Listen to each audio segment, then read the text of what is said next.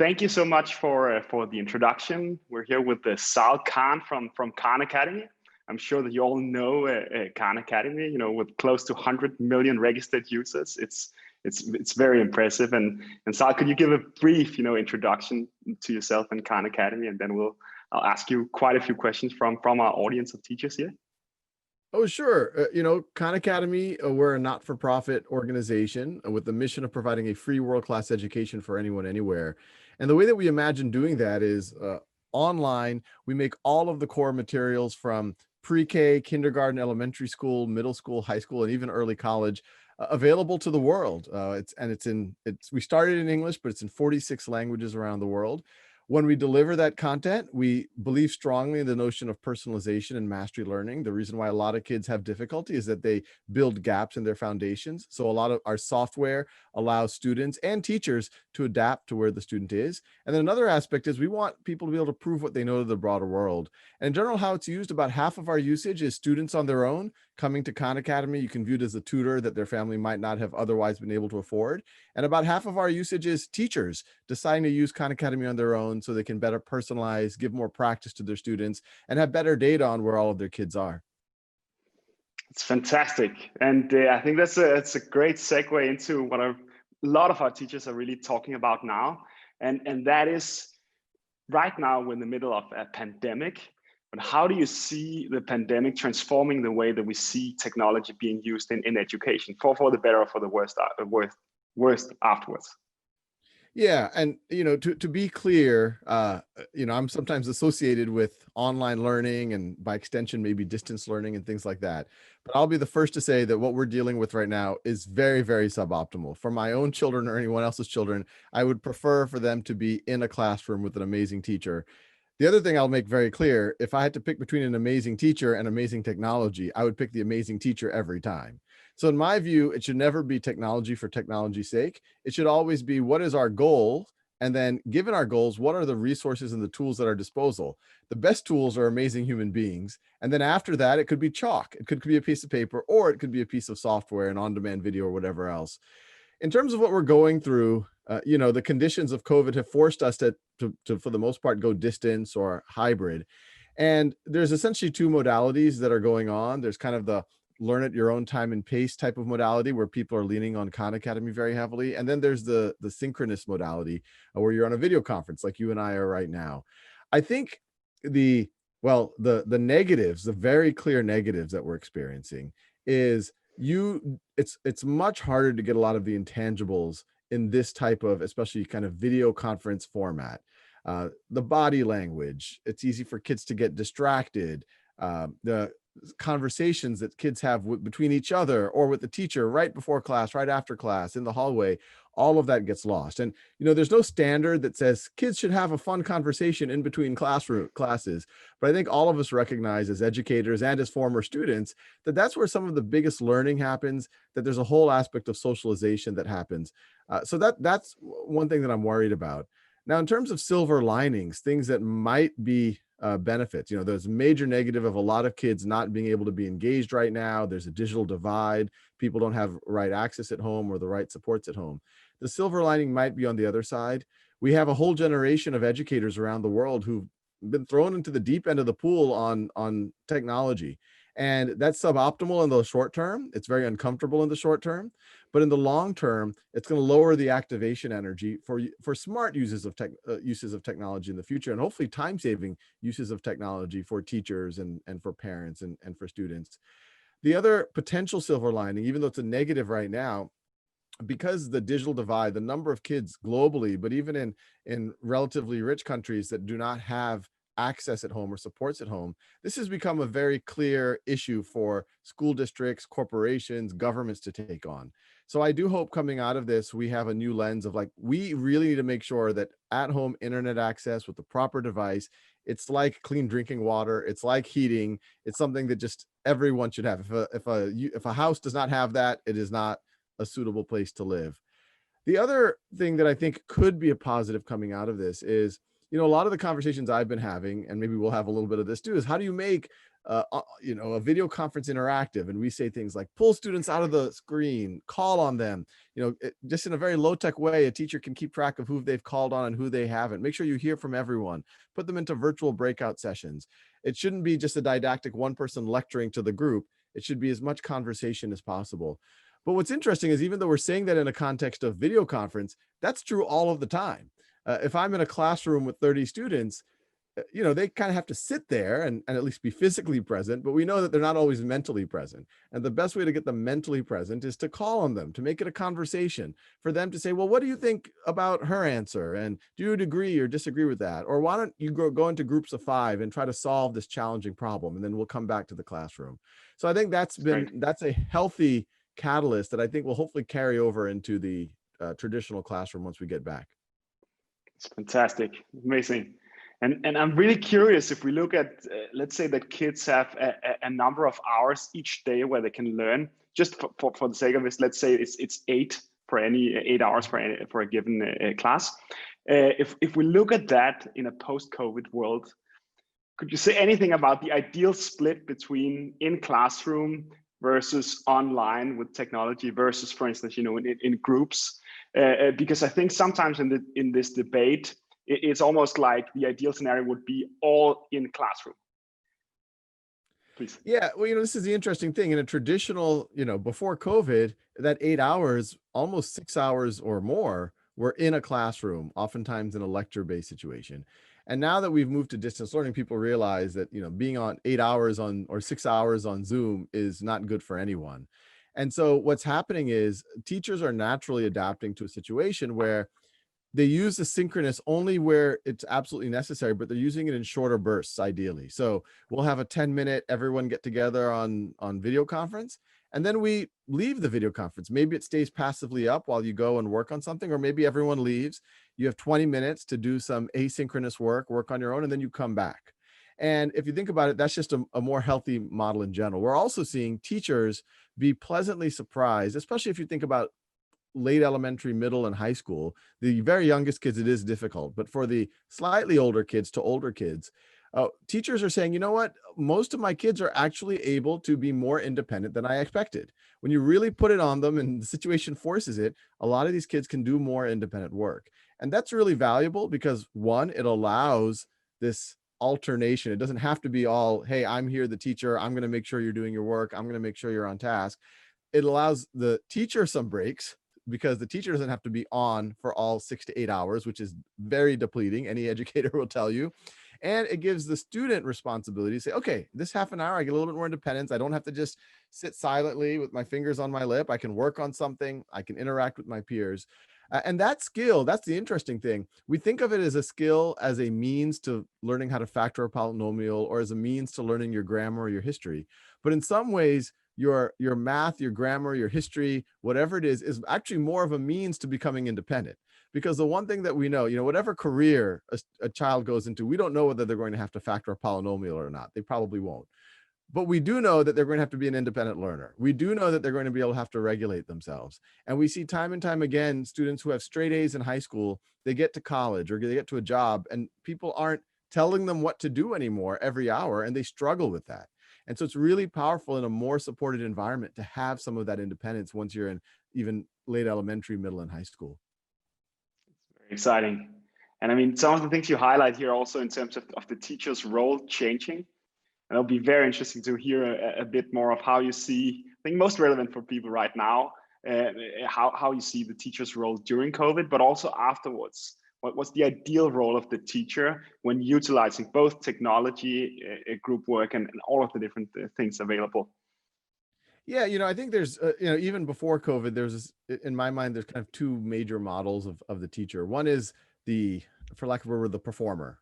Sometimes this is called the sage on the stage, where you have this really fine-tuned lecture, essentially, and you perform it every day.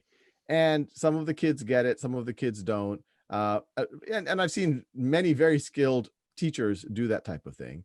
The other model is more of, you can think of it as more of a Socrates model, where you are the question asker. You are trying to make the students come to their own conclusions. There's a model of the conductor, where it's really a symphony, and you're trying to kind of socially engineer some interesting dynamics to happen. There's the role of, I would say, the dungeon master, you know, if I like in Dungeons and Dragons, where you're kind of creating a context, a reality in which the kids are going to learn optimally. And, you know, even before COVID, I think the sage on the stage, the performer, there's some really skilled folks there, but I think that actually can be transferred to things like video. Every now and then it's really powerful, everyone in a room to get a really inspiring lecture, have the same experience. But when you're going through technical subjects and everyone's at a different time or a different pace, are ready to learn different things, that technical lecture, I believe, can be better suited in relatively bite-sized, you know, break it up into 5, 6 shorter videos that kids can watch at their own time and pace. And then it opens up the classroom environment for the teacher to run that Socratic dialogue, to do a simulation, to break the students up working on maybe richer problem sets, learn from each other. You can imagine a math class where teachers let students learn at their own time and pace on Khan Academy, and then the teacher understands where every student is and realizes, okay, these 5 kids are not engaged for some reason. Let me take them aside, try to do a little bit of therapy work with them, a little psychology, and it might have to do with the content, or it might have to do just with what's going on in their lives. Then there's one other student, go have a short one-on-one conversation with them. Then there's 5 other kids who are having trouble with negative numbers. Go work on that with them. And that way, a teacher's time is much more optimized for what the students need. And it's actually far more energizing for the teacher. Because when you are one teacher with 30 kids and you have to perform and you're not, you know, they're giving you these blank, you know, they just look like this at you.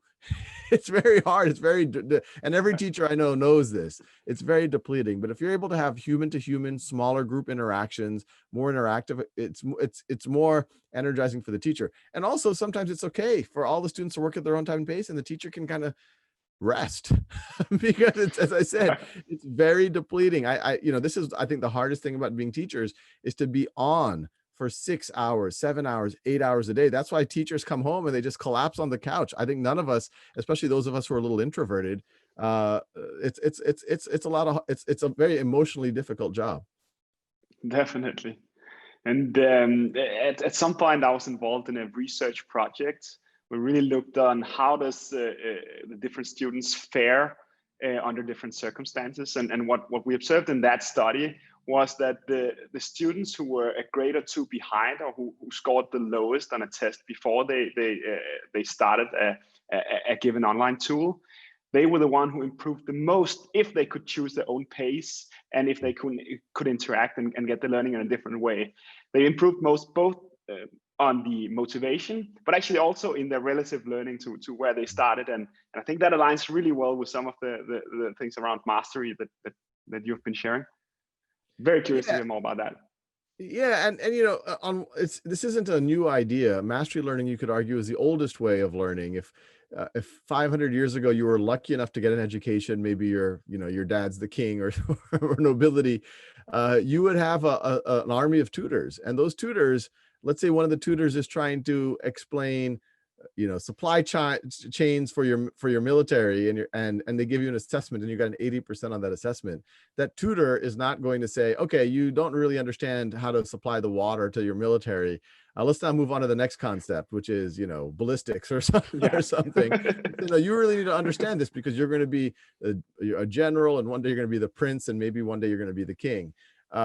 And that's been true in any other field. But, you know, once we've introduced mass education, which has been a very powerful, very utopian idea that has done very powerful things for society, we had to make a compromise. The only economic way we could do that is have 25, 30, 35 students in a room with one teacher.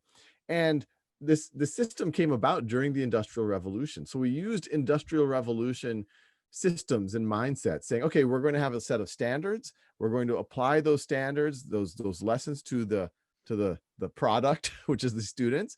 Some of the product will understand it and be ready to have a strong foundation. Some won't. And, you know, around ages, depending on what country you're in, 13, 14, and 15, you start to sort the product. This product, these kids, they really understood the material really well, have a strong foundation. They can be on a track to go to college, to become doctors, engineers, scientists, teachers, while these students, they had trouble for whatever reason. It's usually viewed, because it seems all very scientific. So it's like, oh, maybe these kids just aren't as bright. And so they get sorted into maybe a trade or a more labor heavy job. But what is really happening is when you move everyone lockstep, let's say we're in 5th grade and I give a lesson on decimals and one student gets an 80%, another student gets a 90%, another student gets a 70%. Even though we identified those gaps in the student knowledge, that 70%, they didn't know 30% of what happened to be on the test. We just label the student as a C student or a D student or a B student and then move on to the next concept, especially a concept that's going to build on that. Now we might be doing word problems with dividing decimals or something else. And that keeps happening through your mathematical lives. And we've all experienced it directly, where there's just some topic that we're like, oh, I don't really know it that well. And then you see it again 3 years later in an algebra class, and you're having trouble with the algebra. And it's not because your algebra teacher wasn't great. It's not because algebra is hard. It's because you had that 30% gap from 5th grade. And so the whole point, and your research backs this up, is that we just have to create incentives and mechanisms and opportunities for students to fill in to one, identify those gaps and then fill in those gaps. And we see the same thing that you've been seeing. If you allow that to happen, you really can't predict who's going to be able to learn what. I get letters every day from young people who are both angry and happy. They're angry because they were told by the system their whole lives that they're not smart. They barely got through, say, high school with C's. And then maybe they're a young adult. They decide they want to go back to college. They get on Khan Academy and then they start filling in those gaps. And then they realize they love mathematics. They realize that it's very intuitive, or they love physics, or they love chemistry, that it wasn't just a bunch of Byzantine formulas if you really have strong foundations. And then they go off to become a chemistry major or a physics major. And they say, you know, they're angry and happy at the same time. They're angry that their self-esteem was shot for so many years, but happy to realize that they had just as much potential as anyone. Yeah, and I guess that's, I mean, it can be almost random that in the early grades you had a teacher you didn't connect with, or you got some of those gaps, and then that magnifies over time, and then suddenly your whole life goes in different direction that it could have. So this is important on so many different levels. And I'm really curious. Oh no, please go ahead. Yeah. No, absolutely. And I'll tell you another thing, this notion of mastery learning, for the most part, a lot of wealthy families or families with highly educated parents, they are doing mastery learning at their kids, because if their kids before the test are showing only a 60 or 70% understanding, these parents will do the mastery learning. They'll step in the place of those tutors 500 years ago and try to make sure that the student can get to a 90 or 100%, or they'll hire tutors, or they'll send them to a test prep company. And so that is actually, I think, also one of the major sources of inequity in society. That makes perfect sense. And there's one thing that I'm thinking a lot about is, for instance, in developing countries, where luckily or it's great that more resources are being allocated towards education.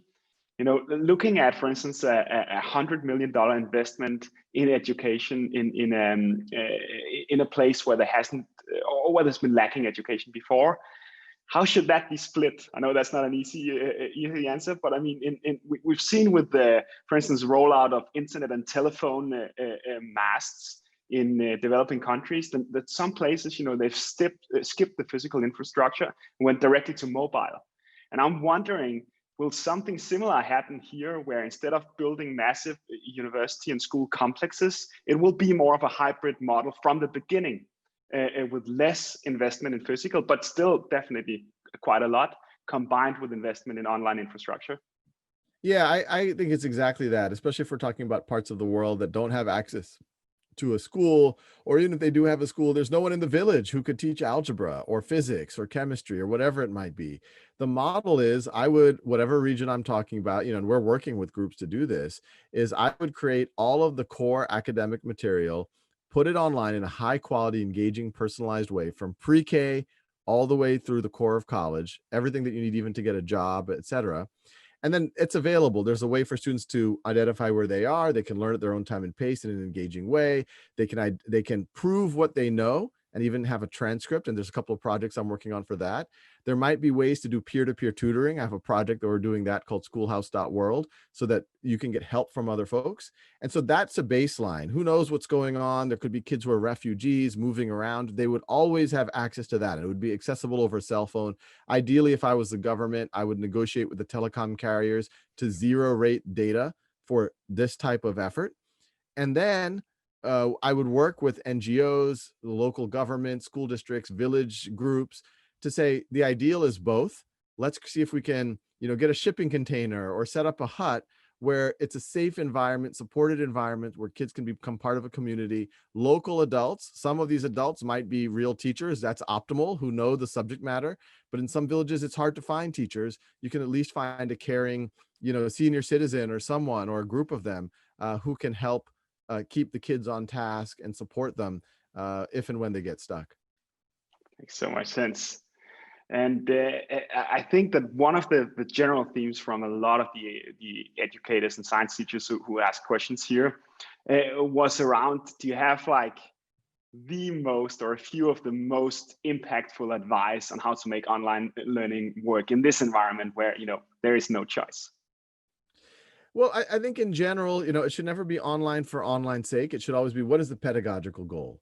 And if the pedagogical goal is, I want students to get as much practice, immediate feedback, supports while they're learning and practicing, even if it's in the middle of the night, and I, as a teacher, want to be able to keep track of where they are.